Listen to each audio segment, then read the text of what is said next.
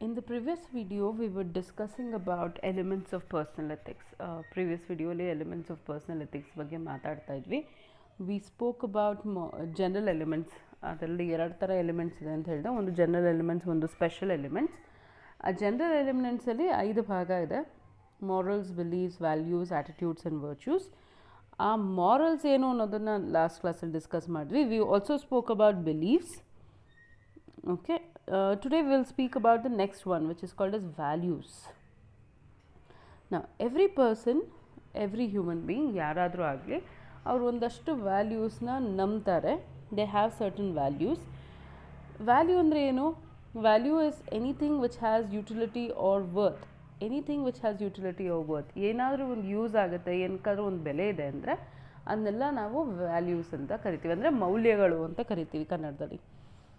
ಈ ಮೌಲ್ಯಗಳು ಫಿಸಿಕಲ್ ಆದಾದರೂ ಇರಬಹುದು ಅಥವಾ ಇಂಟ್ರೆನ್ಸಿಕ್ ಆಗಾದರೂ ಆಗ್ಬೋದು. ಅಂದರೆ ಸೈಕಾಲಜಿಕಲ್ ವ್ಯಾಲ್ಯೂಸ್ ಆದರೂ ಆಗಿರ್ಬೋದು ಅಥವಾ ಫಿಲಾಸಫಿಕಲ್ ಸೆನ್ಸೆಲ್ಲ ಬೇಕಾದ್ರೂ ಯೂಸ್ ಮಾಡ್ಕೋಬೋದು. It's a general belief which helps you in differentiating good from bad.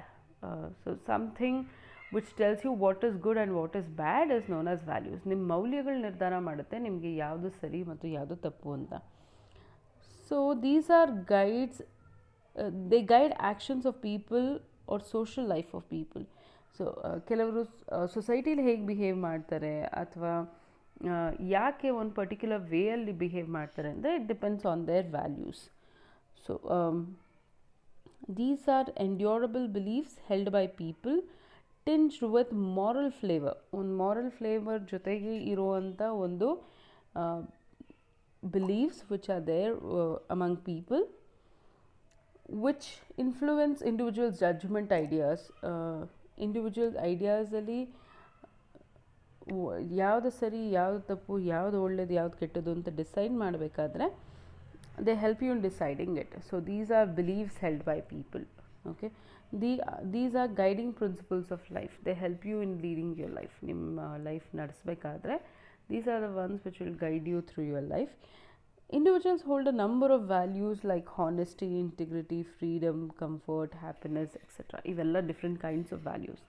Honesty, integrity, freedom, comfort, happiness, ಇದೆಲ್ಲನೂ ನಿಮಗೆ ಡಿಫ್ರೆಂಟ್ ಸಿಚುವೇಷನಲ್ಲಿ, ಡಿಫ್ರೆಂಟ್ ಆಸ್ಪೆಕ್ಟ್ಸ್ ಆಫ್ ಲೈಫಲ್ಲಿ ನೀವು ಹೇಗೆ ಅದನ್ನು ನಿಭಾಯಿಸ್ತೀರಾ ಅನ್ನೋದನ್ನು ಹೇಳ್ತಾ ಹೋಗುತ್ತೆ. Characteristics of values. ವ್ಯಾಲ್ಯೂದ ಕ್ಯಾರೆಕ್ಟರಿಸ್ಟಿಕ್ಸ್ ಏನೇನು ಅಂದರೆ, values are chosen freely without any coercion or compulsion. ಯಾವುದೇ ಕಂಪಲ್ಷನ್ ಇಲ್ದಿರ, ಯಾರ್ದು ಬಲವಂತ ಇಲ್ದಿರ, ಯಾರು ಫೋರ್ಸ್ ಮಾಡ್ದಿರ ನಿಮ್ಮಷ್ಟು ನೀವೇ ಚೂಸ್ ಮಾಡ್ಕೊಳ್ಳೋವಂಥದ್ದನ್ನು ಮೌಲ್ಯಗಳು ಅಥವಾ ವ್ಯಾಲ್ಯೂಸ್ ಅಂತ ಕರಿತೀವಿ. These are chosen from a number of options. ಹಲವಾರು ಆಪ್ಷನ್ಸ್ ನಿಮ್ಮ ಮುಂದೆ ಇರುತ್ತೆ. ಆ ಆಪ್ಷನ್ಗಳಲ್ಲಿ ನೀವು ಯಾವ್ದು ಬೇಕೋ ಅದನ್ನು ಆಕ್ಸೆಪ್ಟ್ ಮಾಡ್ಕೋತೀರಾ. Those are called as values. Then the choice of value is made after taking into account different consequences of this choice. ನೀವು ಯಾವಾಗ ಒಂದು ಮೌಲ್ಯ ನಾನು ಆಕ್ಸೆಪ್ಟ್ ಮಾಡ್ಕೋತೀನಿ ಅಂತೀರೋ ಆ ಮೌಲ್ಯಗಳು ನಿಮಗೆ ಹಲವಾರು ಕಾನ್ಸಿಕ್ವೆನ್ಸಸ್ ಬರುತ್ತೆ. ಅಂದರೆ ಆ ಮೌಲ್ಯಗಳಿಂದ ನಿಮಗೆ ಹಲವಾರು ಡೆವಲಪ್ಮೆಂಟ್ಸ್ ಆಗುತ್ತೆ. ಆ ಎಲ್ಲ ಡೆವಲಪ್ಮೆಂಟ್ಸ್ನ ನೀವು ಆಕ್ಸೆಪ್ಟ್ ಮಾಡಿಕೊಂಡು ಅದನ್ನು ಚೂಸ್ ಮಾಡ್ಕೋತೀರಾ. ನಾವು ಈ ವ್ಯಾಲ್ಯೂ ಏನು ಚೂಸ್ ಮಾಡ್ಕೋತೀರಾ, this is gonna be practise and sustained and applied at different stages of human values. ಅಂದರೆ ಬರೀ ಮೌಲ್ಯಗಳನ್ನ ನನ್ನ ಹತ್ರ ಈ ಮೌಲ್ಯ ಇದೆ ಅಲ್ಲ, ಈ ಮೌಲ್ಯಗಳನ್ನ ನೀವು ನಿಮ್ಮ ಮಟ್ಟಿಗೆ ಅದನ್ನು ಪ್ರಾಕ್ಟೀಸ್ ಮಾಡ್ತೀರಾ, ನಿಮ್ಮೊಳಗೆ ಇಟ್ಕೋತೀರಾ. ಮತ್ತು ಅದನ್ನು ಎಲ್ಲೆಲ್ಲಿ ಸಿಚುವೇಶನ್ಸ್ ಬರುತ್ತೋ ಅಲ್ಲಲ್ಲಿ ಅಪ್ಲೈ ಮಾಡ್ತಾ ಹೋಗ್ತೀರಾ. So value becomes a part of life of man. And values are partly genetically determined and partly acquired through experience and interaction. So ಇವೆಲ್ಲ ಕೆಲವು ಜೆನೆಟಿಕ್ಕಾಗಿ ಬರುತ್ತೆ, ನಿಮ್ಮ ಫ್ಯಾಮಿಲಿಯಿಂದ, ನಿಮ್ಮ ಪೇರೆಂಟ್ಸಿಂದ ಇನ್ಫ್ಲೂಯೆನ್ಸ್ ಆಗಿ ಬರುತ್ತೆ. ಮತ್ತು ಕೆಲವು over a period of time with experience and interactions you just accept it over a period of time. ನ ಟೈಪ್ಸ್ ಆಫ್ ವ್ಯಾಲ್ಯೂಸ್. ವ್ಯಾಲ್ಯೂಲಿ ಹಲವಾರು ರೀತಿಯಾಗಿದೆ. ಬೇಸ್ಡ್ ಆನ್ ಒರಿಜಿನ್, ಅಂದರೆ ಎಲ್ಲಿಂದ ಶುರುವಾಗುತ್ತೆ ಅನ್ನೋದ್ರ ಮೇಲೆ ಕೆಲವಷ್ಟು ವ್ಯಾಲ್ಯೂಸ್ ಇದೆ. ಏನು? First one is individual values, individualistic values. Individualistic values ಅಂದರೆ values which are inherent value of a person. ಅಂದರೆ ನಿಮ್ಮೊಳಗಡೆ ನಿಮ್ಮ ಬಗ್ಗೆ ಇರುವಂಥ ವ್ಯಾಲ್ಯೂಸ್. ನಿಮ್ಮನ್ನು ನೀವು ಬೇರೆ ಎಲ್ಲದಕ್ಕಿಂತ ಇಂಪಾರ್ಟೆಂಟ್ ಅಂತ ಟ್ರೀಟ್ ಮಾಡೋ values which is a natural value, which is inherent in everybody. ಎಲ್ರಿಗೂ ಇರುತ್ತೆ. ಒಂದಷ್ಟು ಮಟ್ಟಿಗಿನ ಸ್ವಾರ್ಥನೂ ಇರ್ಬೋದು. ಸ್ವಾರ್ಥಕ್ಕಿಂತ ಹೆಚ್ಚಾಗಿ ನಿಮ್ಮ ಸ್ವಯಂ ಮೌಲ್ಯ ಅಂದರೆ ನಿಮಗೆ ನಿಮ್ಮ ಬಗ್ಗೆ ಒಂದು ರೆಸ್ಪೆಕ್ಟ್, ಒಂದು ವ್ಯಾಲ್ಯೂ ಇರುತ್ತಲ್ಲ, ಅದನ್ನು ಇಂಡಿವಿಜುವಲಿಸ್ಟಿಕ್ ವ್ಯಾಲ್ಯೂ ಅಂತೀವಿ. Second one is your family values. The concept of family has given rise to family values. Family ಅಂತ ಏನು ಶುರುವಾಗುತ್ತೆ, ಅದರಿಂದ ಫ್ಯಾಮಿಲಿ ವ್ಯಾಲ್ಯೂಸು ಶುರುವಾಗುತ್ತೆ. ಈ ಫ್ಯಾಮಿಲಿ ವ್ಯಾಲ್ಯೂಸ್ ಏನಿರುತ್ತೆ, that helps you in treating your family as a unit of society instead of individuals. ಬರೀ ನಮ್ಮನ್ನು ಮಾತ್ರ ನೋಡಿದಿರ ನಮ್ಮ ಕುಟುಂಬಕ್ಕೂ ಕೂಡ ಆ ಮೌಲ್ಯನ ನಾವು ನಿರ್ಧಾರ ಮಾಡೋದ್ರಿಂದ ಅದು ನಮಗೆ ಸೊಸೈಟೀಲಿ ಒಂದು ಮಹತ್ತರವಾದ ಸ್ಥಾನನ ಸಿಕ್ಸುತ್ತೆ, ಮೋರ್ ದೆನ್ ಇಂಡಿವಿಜುವಲ್. ಇದು ಈ ವ್ಯಾಲ್ಯೂಸ್ ಆ್ಯಂಡ್ ಟ್ರೆಡಿಷನ್ಸ್ ಏನಿರುತ್ತೆ ಈ ಫ್ಯಾಮಿಲಿದು, ಅದನ್ನು ಕಂಟಿನ್ಯೂ ಮಾಡೋದಕ್ಕೂ ಕೂಡ ಹೆಲ್ಪ್ ಆಗುತ್ತೆ. Then we talk about organizational values. When a person joins an organization, organisation adapt ಮಾಡ್ಕೊಳ್ಳೋಂಥ ವ್ಯಾಲ್ಯೂಸ್ನ ಅವರು ಕೂಡ ಅಡಾಪ್ಟ್ ಮಾಡ್ಕೋಬೇಕಾಗತ್ತೆ. Similarly professional values, if you are practising any profession, ಇವಾಗ ಡಾಕ್ಟರ್ ಆದರೆ ಅಥವಾ ಚಾರ್ಟರ್ಡ್ ಅಕೌಂಟೆಂಟ್ ಆದರೆ ಅಥವಾ ಲಾಯರ್ ಆದರೆ, ಆ ಪ್ರೊಫೆಷನ್ಗೆ ಸಂಬಂಧಪಟ್ಟಂಥ ವ್ಯಾಲ್ಯೂಸ್ನ ನೀವು ಕೂಡ ಇಂಬೈಬ್ ಮಾಡ್ಕೋತೀರ. ನಾವು ಸೇ doctor, he is supposed to be a person who is very service minded. ನಿಮ್ಗೆ ರಾತ್ರಿ 2 ಗಂಟೆಯಲ್ಲಿ ಬಂದು ಯಾರಾದರೂ ಬಾಗಿಲು ತಟ್ಟಿದ್ರು ಕೂಡ you have to treat them, because that's how what is the professional values ಹಾಗೆ ಇರೋದ್ರಿಂದ ನಿಮಗೂ ಅದು ಇಂಬೈಬ್ ಆಗ್ತಾ ಹೋಗುತ್ತೆ. Then we talk about national values. National values are values relating to a country. ಒಂದು ದೇಶ ಅಂದಮೇಲೆ ದೇಶದ ಜನರಿಗೆ ದೇಶಕ್ಕೆ ಸಂಬಂಧಪಟ್ಟ ಹಾಗೆ ಒಂದಷ್ಟು ಮೌಲ್ಯಗಳಿರುತ್ತೆ. Over a period of time it would have been develop. Indians ಅಂದರೆ ಒಂದು ವ್ಯಾಲ್ಯೂ ಸಿಸ್ಟಮ್ ಇರುತ್ತೆ, ಚೈನೀಸ್ ಅಂದರೆ ಒಂದು ವ್ಯಾಲ್ಯೂ ಸಿಸ್ಟಮ್ ಇರುತ್ತೆ, ಅಮೆರಿಕನ್ಸ್ ಅಂದರೆ ಒಂದು ವ್ಯಾಲ್ಯೂ ಸಿಸ್ಟಮ್, ಯುರೋಪ್ನವ್ರು ಅಂದರೆ ಒಂದು value system. Everybody has their own set of values. And it also depends on how many years your country has been in existence. Something like India, which has been existent for a very long period of time, often have these values. And national values na often codify ಮಾಡಿ rules ಆಗಿ ಕೂಡ ಮಾಡಿರ್ತಾರೆ. So that's also a part of the law which is imbibed. Then moral values. Moral values are something which is a part of you. The moral values in the society,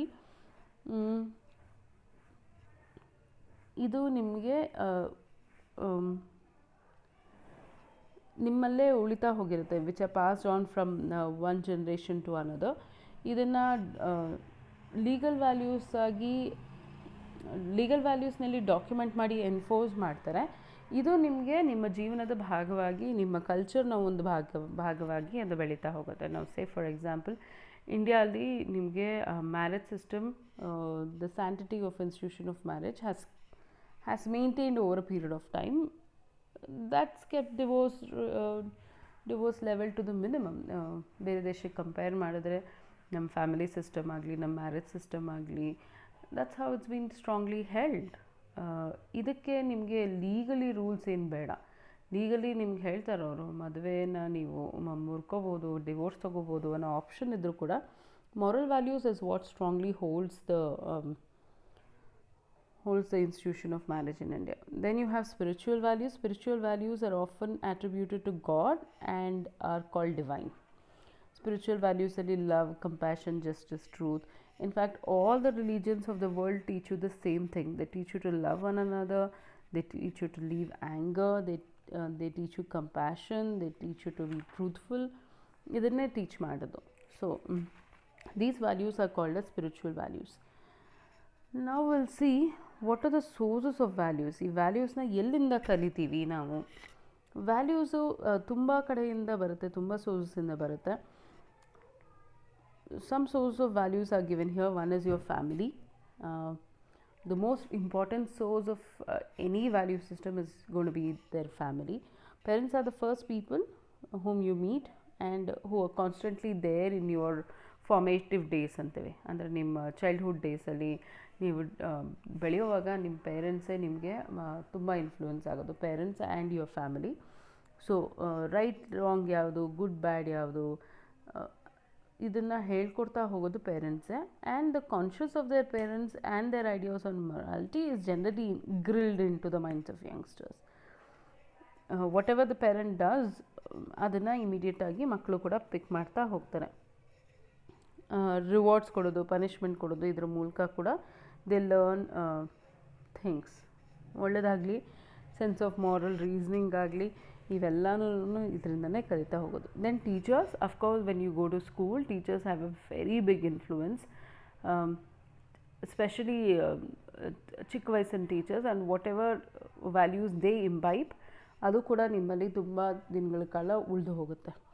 then your peer group ಅಂದರೆ your friends, colleagues, ನಿಮ್ಮ childhood ಡೇಸಲ್ಲಿ ನಿಮ್ಮ classmates, ಪ್ಲೇಮೇಟ್ಸು, ಇವರೆಲ್ಲ ಒಂದು adults ಆದಮೇಲೆ ನಿಮ್ಮ colleagues, ನಿಮ್ಮ friends, ನಿಮ್ಮ ಕ್ಲಬ್ಸು, ನಿಮ್ಮ ರಿಲಿಜಿಯಸ್ ಇನ್ಸ್ಟಿಟ್ಯೂಷನ್ಸು, ಇವೆಲ್ಲ ಕೂಡ ನಿಮಗೆ ಹೊಸ ಹೊಸ ವ್ಯಾಲ್ಯೂಸ್ನ ಹೇಳ್ಕೊಡ್ತಾ ಹೋಗುತ್ತೆ. And you do have influence of them. ಅದಕ್ಕೆ ಹೇಳೋದು ಒಳ್ಳೆ ಫ್ರೆಂಡ್ಸ್ ಮಾಡ್ಕೊಳ್ಳಿ, ಒಳ್ಳೆ ಸರ್ಕಲಲ್ಲಿರಿ ಅಂತ.